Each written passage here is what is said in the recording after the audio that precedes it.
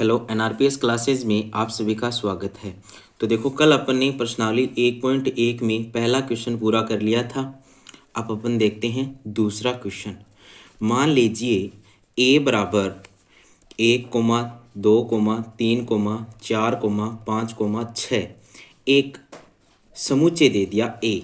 रिक्त स्थानों की पूर्ति प्रतीक ई अथवा ई नोट द्वारा कीजिए। देखो, इसका मतलब क्या है? इसका मतलब है बिलोंग करना, कि ये इसमें है या नहीं है। अब साइलेंट बोलते हैं इसको। तो देखो, पहला है इसमें कि ये यहाँ पे रिक्त स्थान है, इसमें या तो ये भरना है या ये भरना है। अगर यहाँ पे जो अवयव दिया गया है वो अगर समुच्चय ए में विद्यमान है तब तो अपन ये वाला यूज करेंगे, और अगर जो अवयव यहाँ पे दिया गया है वो समुच्चय ए में विद्यमान नहीं है तो ये ई नोट यूज करेंगे। तो देखो, 5 समुच्चय ए में है या नहीं, तो अपन देखते हैं कि 5 समुच्चय ए में विद्यमान है, तो यहाँ पर अपन ये वाला चिन्ह यूज कर देंगे ई। उसके बाद में देखते हैं अपन 8, तो 8 इसके अंदर विद्यमान नहीं है, समुच्चय ए के अंदर 8 नहीं है, तो इसमें आ जाएगा ई नोट, ये कट जाएगा। अब देखो, ये 0 है, तो 0 भी देखो समुच्चय ए में विद्यमान नहीं है, तो इसमें भी अपने पास ये वाला चिन्ह आ जाएगा। फिर अपन देखते हैं 4, तो देखो 4 समुच्चय ए में विद्यमान है, तो इसमें आ जाएगा ई। उसके बाद में 2, तो 2 भी ए में विद्यमान है, तो ये भी अपने पास आ जाएगा। उसके बाद में 10, तो 10 इस समुच्चय में विद्यमान नहीं है, तो इसमें आ जाएगा नोट।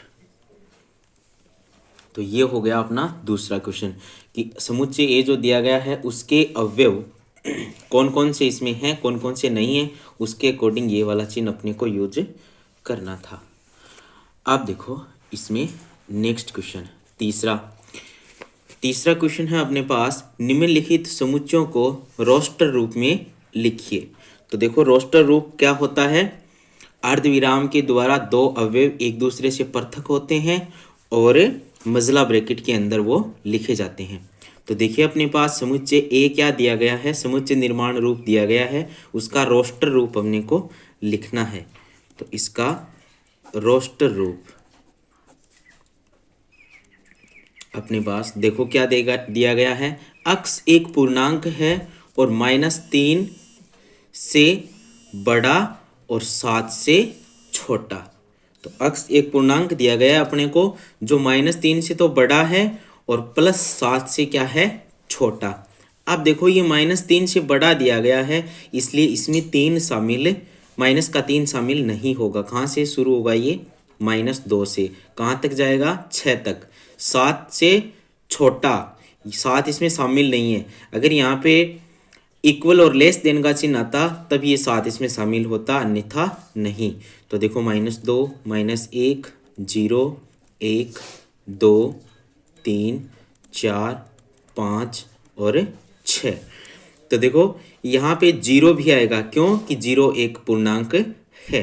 तो इसका रोस्टर रूप क्या हो जाएगा? -2, -1, 0, 1, 2, 3, 4, 5 और 6 तक।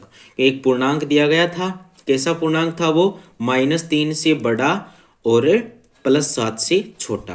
तो ये आ गया। अब देखो, नेक्स्ट है अपने पास, अक्स संख्या 6 से कम एक प्राकृत संख्या है। तो प्राकृत संख्या कल मैंने बताया था कौन सी होती है, 1 से शुरू होकर के और प्लस के अनंत तक। इसका अपन रोस्टर रूप लिखेंगे तो अपने पास कैसा आ जाएगा कि देखो, 6 से कम एक प्राकृत संख्या है, तो 6 से कम, तो प्राकृत संख्या कहाँ से शुरू होती है? 1 से, और अपने को लिखनी है 6 से कम तक। तो 1, 2, 3, 4 और 5, 6 से कम तक लिखनी है। अगर यहाँ पे ऐसा आता 6 या 6 से, तो देखो, आपने प्रायिकता पढ़ी है 10th क्लास में, उसमें या का और का आपको अर्थ पता है कि 6 या 6 से कम, तब तो अपन 6 को शामिल करते। और यहाँ पे तो केवल ये दिया गया कि 6 से कम, इसलिए 5 तक की संख्या ही आएगी, 6 इसमें शामिल नहीं होगा। तो इसका रोस्टर रूप क्या आ जाएगा? 6 से कम एक प्राकृत संख्या का 1 2 3 4 और 5। इसकी परिभाषा आपको पता ही है, अर्धविराम के द्वारा पृथक होते हैं अवयव और मजला ब्रैकेट के अंदर ये लिखे जाते हैं। फिर देखो नेक्स्ट है, अक्स 2 अंकों की ऐसी प्राकृत संख्या है जिसके अंकों का योगफल 8 है। देखो अक्स क्या है, 2 अंकों की ऐसी संख्या है, कैसी प्राकृत संख्या जिनके अंकों का योग, यानी दोनों अंक अपन जोड़ें तो ये भी कुछ प्रायिकता से रिलेटेड है, जिनका योग कितना होना चाहिए 8। तो पहली लाइन अपन देखें अगर गिनती की, तो उसमें 2 अंकों की पहली संख्या आती है, 2 अंकों की सबसे छोटी संख्या आती है 10। ठीक है, तो 10 का अगर अपन योग करेंगे तो क्या आएगा, केवल 1 ही आएगा, 0 और 1 1। ठीक है, अब देखो 11 12 13। अब देखो दूसरी लाइन में अपन देखें तो सबसे पहले आएगा 17। 17 2 अंकों की संख्या है और इसमें 1 और 7 को अपन जोड़ेंगे तो कितना हो जाएगा अपने पास 8।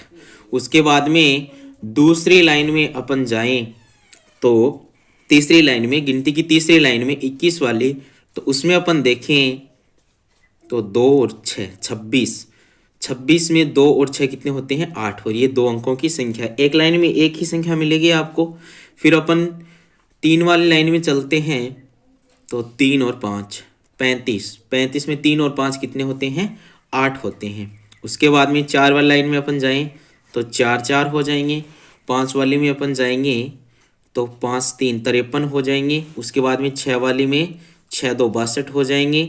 फिर 7 वाली में अपन चलें तो 7 1 71 हो जाएंगे। और उसके बाद में इसी लाइन में अपने पास 80 आ जाएंगे। 8 और 0 कितना हो जाएगा 8 हो जाएगा। 2 अंकों की संख्या है, इनको जोड़ेंगे तो कितना आ जाएगा अपने पास 80 आ जाएगा। तो देखो 2 अंकों की ऐसी प्राकृत संख्या जिनके अंकों का योगफल कितना है 8 है। तो वो संख्या कौन कौन सी है 17 26 35 44 53 62 71 और 80। ठीक है, तो प्रायिकता में आपने पढ़ा है कि प्रायिकता में तो छोटे छोटे क्वेश्चन थे कि एक पासा 2 बार फेंका जाता है, उनके अंकों का योग 9 आए, प्रायिकता याद कीजिए। इसी तरीके से यहाँ पे भी क्या है, एक प्राकृत संख्या अपने को लेनी है जिनके अंकों का योगफल कितना हो 8 हो।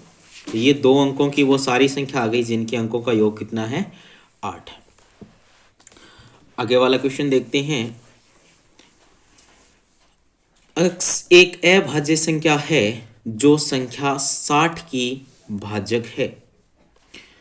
x एक अभाज्य संख्या, अभाज्य संख्या कौन सी होती हैं जिनमें केवल खुद का और एक का ही भाग जाता है, यानी उसके 2 ही गुणनखंड होते हैं, तीसरा कोई गुणनखंड नहीं होता है, वो क्या होता है अभाज्य संख्या। अपने को वो अभाज्य संख्या बतानी है जो 60 की भाजक हैं, यानी अभाज्य संख्या हैं और 60 में उनका पूरा पूरा भाग जाता है। तो इसका रोस्टर रूप अपन लिखेंगे।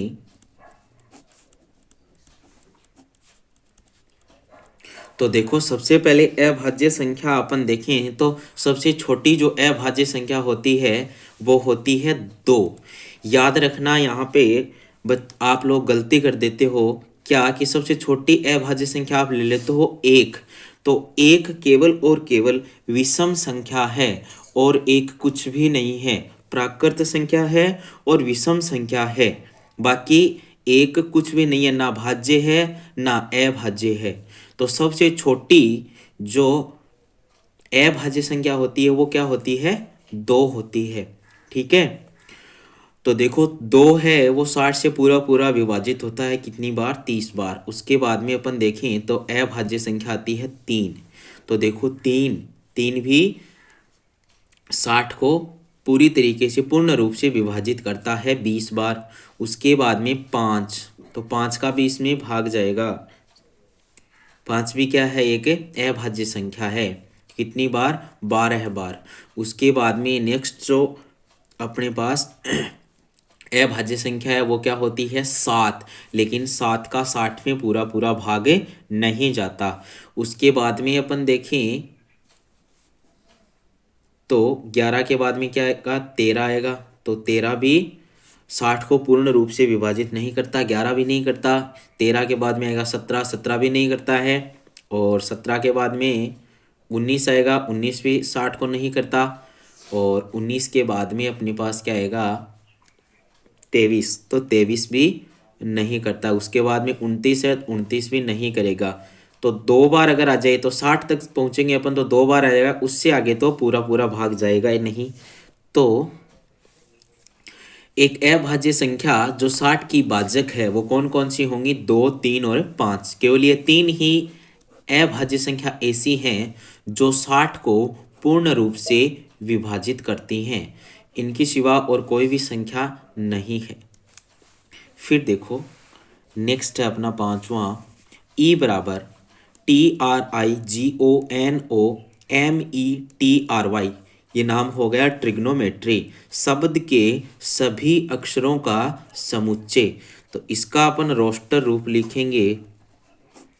तो देखो कल मैंने स्टार डाल के एक लाइन लिखवाई थी आपको कि रोस्टर रूप में अगर किसी शब्द में एक अक्षर 2 बार आ रहा है तो उसकी आवृत्ति नहीं होती है, उसको 2 बार नहीं लिखते हैं, एक ही बार लिखा जाएगा। तो देखो पहले अपन लिखेंगे इसमें टी, फिर आर, रोस्टर रूप लिख रहे हैं तो अर्धविराम के द्वारा अवयवों को पृथक करना है और मझले ब्रैकेट में लिखना है। उसके बाद में आई, फिर जी, फिर आ जाएगा ओ, फिर आ जाएगा एन। अब देखो वापस ओ आ गया, ये यहाँ पे अपन नहीं लिखेंगे क्योंकि ओ 2 बार आ गया। तो स्कूल वर्ड अपन ने कल लिखा था एग्जाम्पल के तौर पे, उसमें ओ 2 बार आ रहा था, उसको अपन ने ओ एक ही बार लिखा था, 2 बार नहीं लिखा था।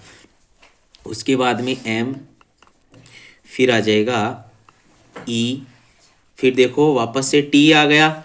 तो देखो टी भी 2 बार आ गया, तो ये अपन पहले लिख चुके हैं, वापस नहीं लिखेंगे। उसके बाद में आर, तो आर भी इसमें पहले आ चुका है तो वापस नहीं लिखेंगे। लास्ट में क्या बच गया अपने पास, वाई बच गया। तो ये आ गया अपने पास ट्रिग्नोमेट्री शब्द के अक्षरों का रोस्टर रूप। फिर इसमें नेक्स्ट है अपना एफ बराबर BETTER शब्द के सभी अक्षरों का समुच्चय, यानी बेटर शब्द के सभी अक्षरों का समुच्चय। इसका रोस्टर रूप अपन लिखेंगे तो ये आ जाएगा अपने पास। देखो सबसे पहले बी, उसके बाद में ई आ जाएगा, उसके बाद में टी आ जाएगा और फिर क्या आ जाएगा, आर आ जाएगा। ई 2 बार आ रहा है, 1 बार लिख दिया। टी भी 2 बार आ रहा है, 1 बार लिखना है। ठीक है, तो अगर समुच्चय निर्माण रूप में आपको दिया गया है और उसको रोस्टर रूप में लिखना है तो इस तरीके से अपन इसको लिखेंगे। ठीक है, तो ये हो गया अपना तीसरा क्वेश्चन कंप्लीट। बाकी नेक्स्ट क्लास में। धन्यवाद।